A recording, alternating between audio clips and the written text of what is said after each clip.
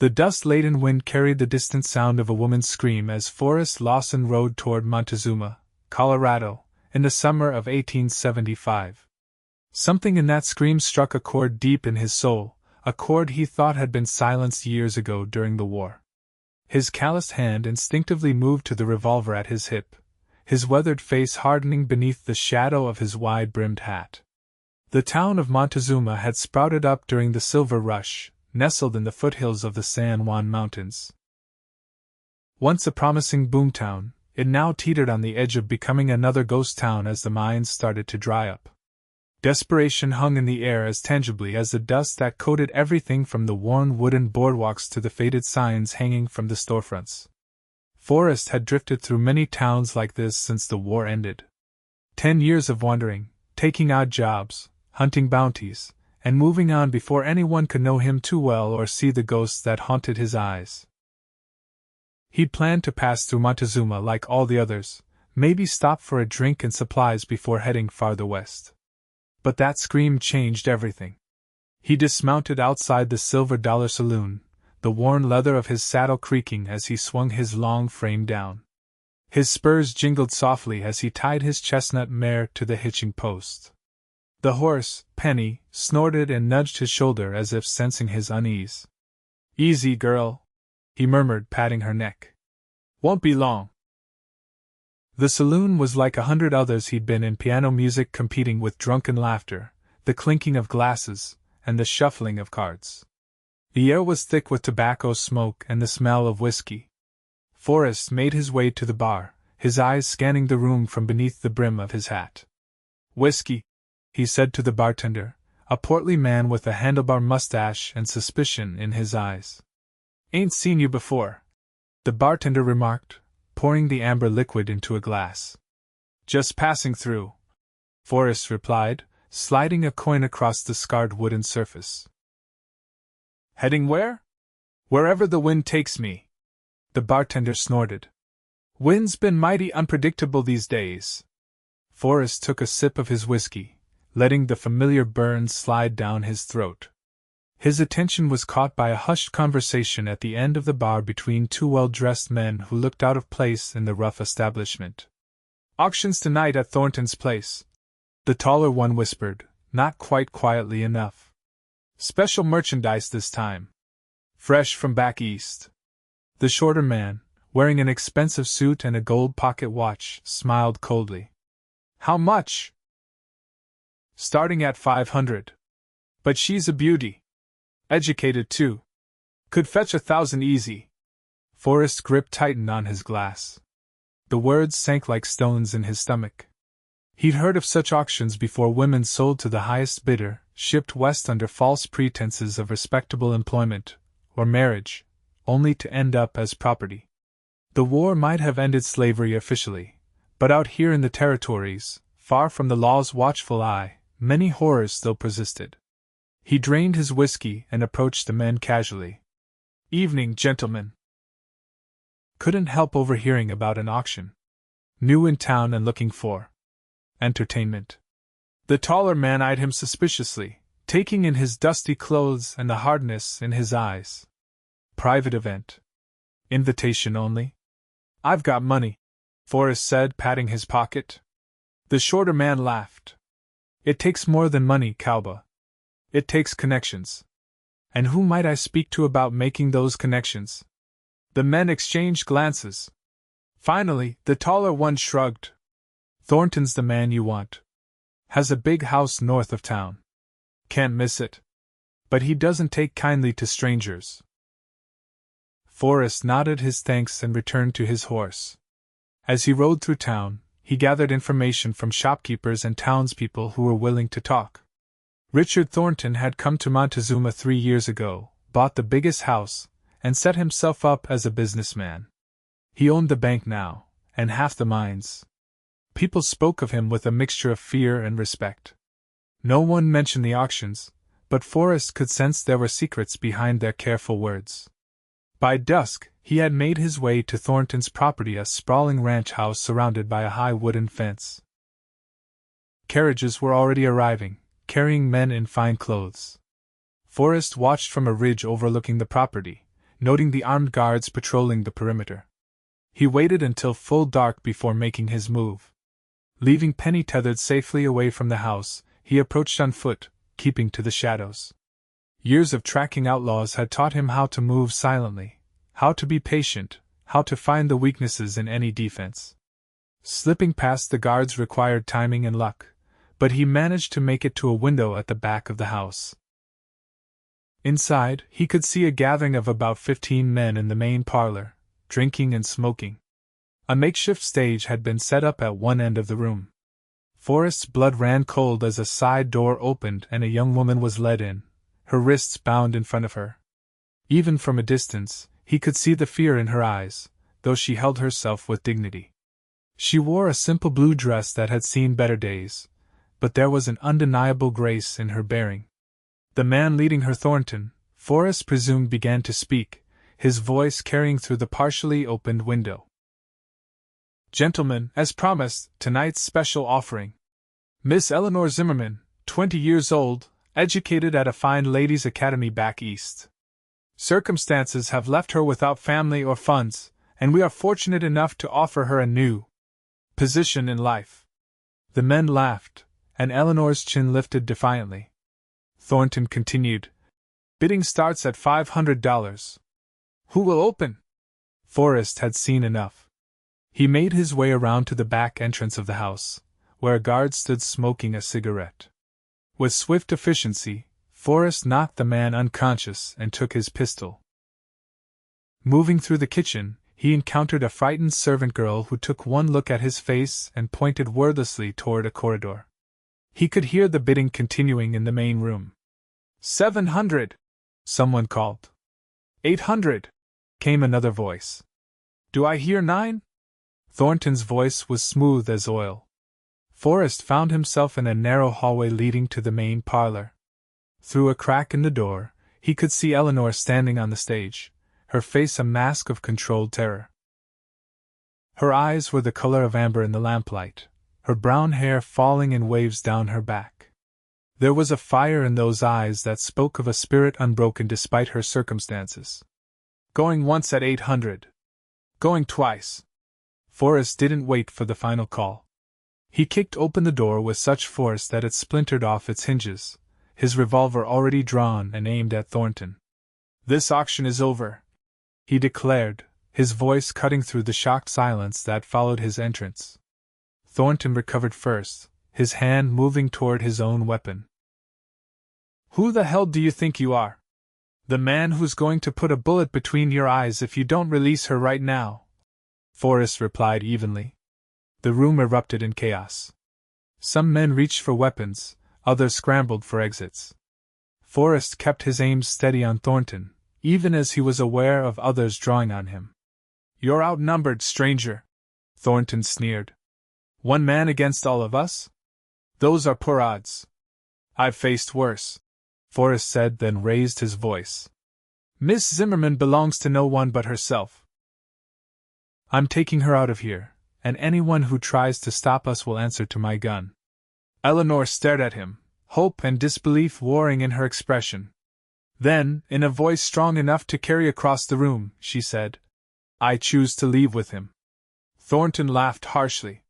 "You have no choice, my dear. You signed a contract. Under false pretenses." She shot back. "You promised me work as a teacher, not this degradation." Forrest began to move toward the stage, his eyes never leaving Thornton. "The lady has spoken. Step aside." For a tense moment, it seemed the situation would explode into violence. Then the front door burst open, and Sheriff Miller entered with 2 deputies. "What in tarnation is going on here?" the sheriff demanded, taking in the scene with narrowed eyes. Thornton immediately adopted an affronted expression. "Sheriff, this man is trespassing and threatening my guests at gunpoint." "He's selling women, Sheriff," Forrest countered. "This young lady was brought here under false pretenses and is being auctioned off like livestock." The sheriff looked at Eleanor, then at the makeshift stage, and finally at the assembled men who were now trying to look innocent. His weathered face hardened. "That true, miss?" he asked Eleanor. She nodded, her voice steadier now. Yes, Sheriff. Mr. Thornton offered me a position as a teacher for the children of Montezuma. When I arrived yesterday, I was locked in a room and told I would be sold tonight to the highest bidder. The sheriff's expression darkened further. Thornton, we've had our suspicions about your business dealings for some time. This crosses a line I can't ignore. You can't prove anything, Thornton blustered. It's her word against mine, and I'm a respected businessman. And I have 15 witnesses, Forrest pointed out. Men who might not want their wives knowing what kind of auction they attended tonight. The look of fear that crossed the faces of several men in the room confirmed his words. The sheriff nodded slowly. Thornton, you're coming with me. The rest of you gentlemen might want to make yourselves scarce before I decide to take down names. He turned to Forrest. And you, stranger? I'll see the lady safely to town, Forrest said, holstering his weapon and moving to Eleanor's side. With Thornton being led away in handcuffs and the other men dispersing quickly, Forrest finally had a moment to properly look at Eleanor. Up close, she was even more striking, her eyes showing intelligence and resilience beneath the fear. Thank you, she said simply, holding out her bound wrists. Forrest gently removed the ropes, noticing the red marks they'd left on her skin. Are you hurt anywhere else? She shook her head. Just my pride. And my trust in humanity. Let's get you somewhere safe, he said, offering his arm. Outside, he whistled for Penny, who came trotting from her hiding place. Eleanor looked at the horse uncertainly. I've never ridden before, she admitted. She's gentle, Forrest assured her, helping Eleanor mount before swinging up behind her. He was acutely aware of her warmth against him as they rode toward town, her hands gripping the saddle horn tightly. I'm Forrest Lawson, he said after they had ridden in silence for a while. Eleanor Zimmerman, she replied. Though I suppose you already knew that from the auction. What brought you out west, Miss Zimmerman? She was quiet for a moment. My parents died last year. Influenza. There was nothing left for me in Philadelphia except debts. When Mr. Thornton's advertisement for a teacher appeared in the newspaper, offering good wages and respectable lodging, it seemed like Providence. There are good people in Montezuma, Forrest said. And they do need a teacher. The children have been without proper schooling for almost a year now. You know the town well? No, he admitted. Just passing through. But I make it my business to know things. They reached town and Forrest took her to the boarding house run by Mrs. Henderson, a widow known for her kindness and discretion. After explaining the situation, the older woman took Eleanor under her wing immediately, clucking over her like a mother hen. You'll stay here as long as you need, dear, Mrs. Henderson assured her, shooting Forrest a grateful look. We've been praying for a teacher to come to Montezuma. Later, sitting on the porch of the boarding house with a cup of coffee Mrs. Henderson had insisted he take, Forrest watched the stars appearing one by one in the darkening sky. He should leave, he knew. Continue west as he'd planned. His business in Montezuma was concluded. The door opened, and Eleanor stepped out onto the porch. She had washed and changed into a borrowed dress, her hair neatly braided over one shoulder. Mrs. Henderson said you were still here, she said, sitting in the chair beside him. I wanted to thank you properly. Forrest nodded, suddenly uncomfortable with gratitude. Any decent man would have done the same. But they didn't. You did. Her gaze was direct, searching. Why were you at Thornton's house tonight? He considered lying, then decided against it. Something about her demanded honesty. I overheard men talking about the auction in the saloon. I've seen similar operations before. Couldn't let it happen if I could stop it. Are you some kind of lawman? Used to be. Now I'm just a drifter. She was silent for a moment, studying him with those perceptive amber eyes. Mrs. Henderson says the town council meets tomorrow. They want me to start teaching as soon as possible. That's good, Forrest said.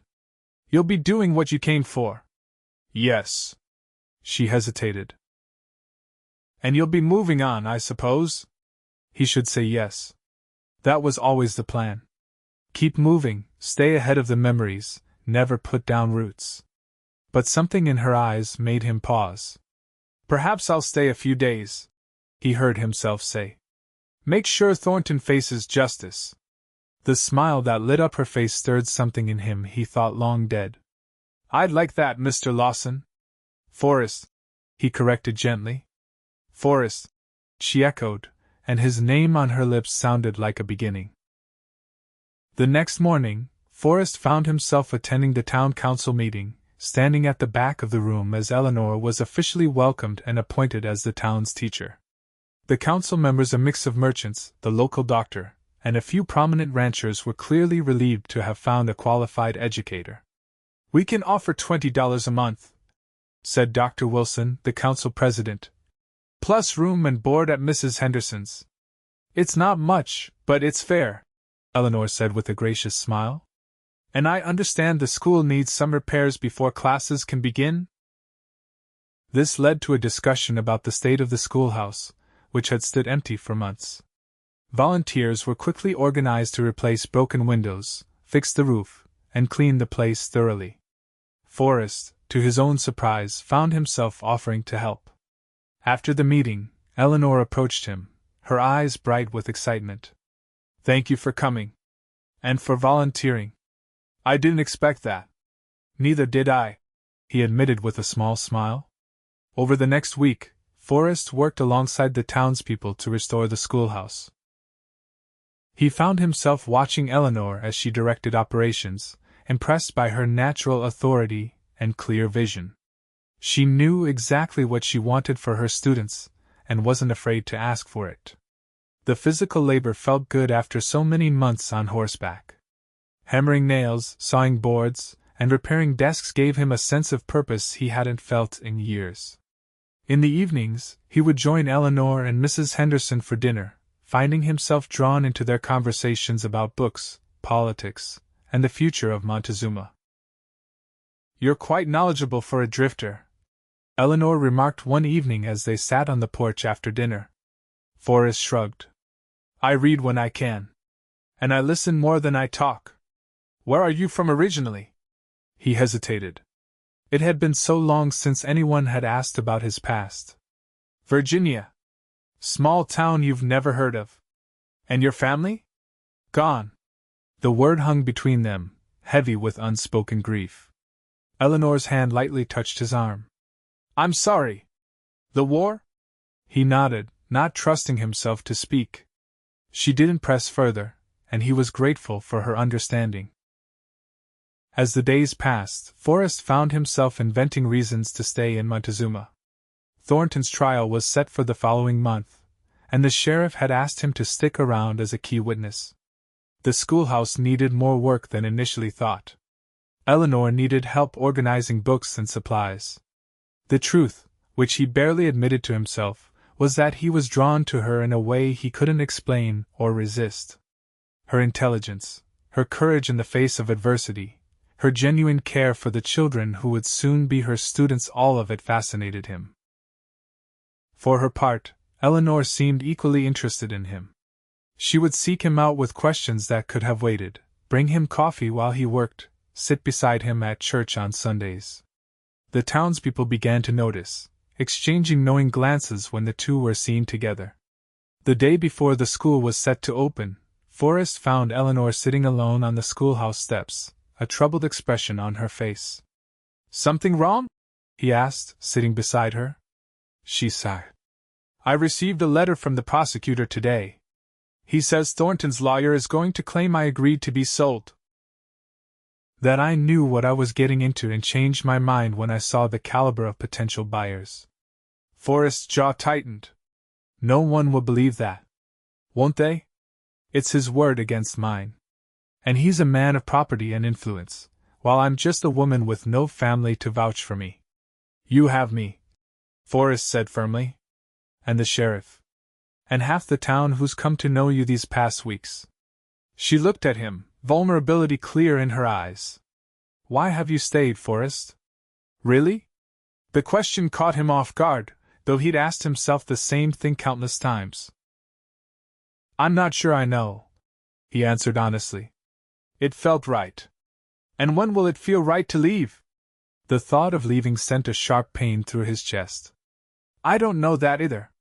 They sat in silence as the sun began to set, casting long shadows across the schoolyard. Finally, Eleanor spoke again, her voice soft.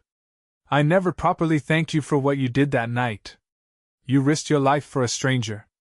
You don't need to thank me." "I do," she insisted.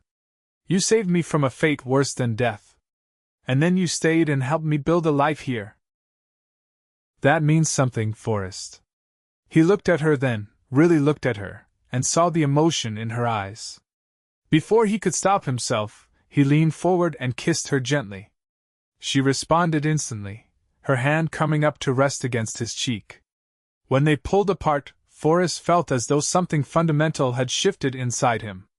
The restlessness that had driven him for years had quieted, replaced by a new feeling he hardly recognized as peace. "I should walk you back to Mrs. Henderson's," he said softly. Eleanor smiled, a hint of mischief in her eyes. "Always the gentleman." "Not always," he admitted. "But I'm trying to be the man you deserve." The school opening the next day was a triumph. Children from all over the area arrived, some walking miles to attend. Parents beamed with pride as Eleanor welcomed each student personally, learning names and assessing abilities with remarkable efficiency. Forrest watched from the doorway, feeling a strange sense of pride himself, though he had no right to it. This was Eleanor's achievement, not his. Yet she kept glancing his way, including him in her joy. That evening, as they walked back to the boarding house together, Eleanor took his hand in hers. "I've been thinking about something, Forrest." "What's that?" "The prosecution needs more evidence against Thornton. What if there were others? Other women he brought here under false pretenses?" Forrest frowned. "It's possible. These operations rarely start with just one victim. If we could find them, if they would testify, it would strengthen the case enormously. It's dangerous work," he warned. "Thornton has friends, even in jail." "But worth doing," she insisted. "For justice. And to ensure he can never do this to anyone else." He couldn't argue with her logic or her passion for justice. "I'll speak to the sheriff tomorrow. See what we can uncover."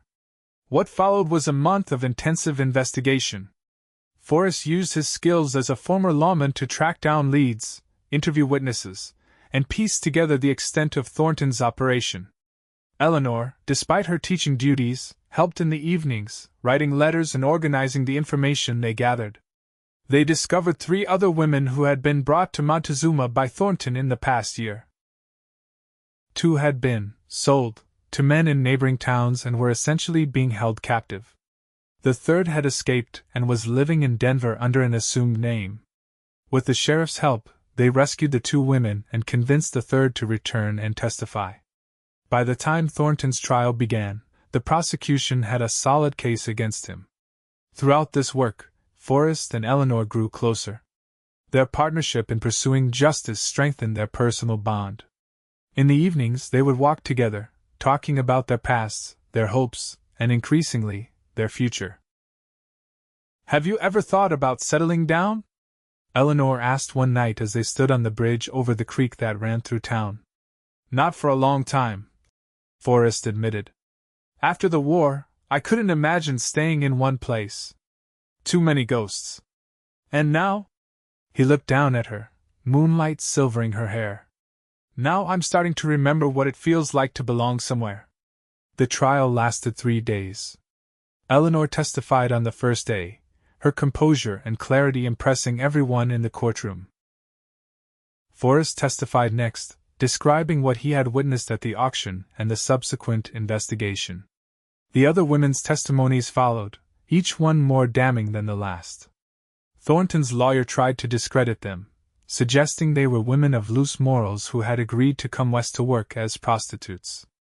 But the evidence was overwhelming, and the jury took less than an hour to find him guilty.